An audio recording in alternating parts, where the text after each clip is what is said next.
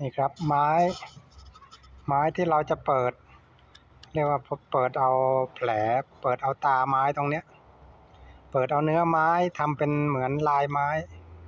เพื่อเอาไปใส่เปิดตรงนี้ครับผม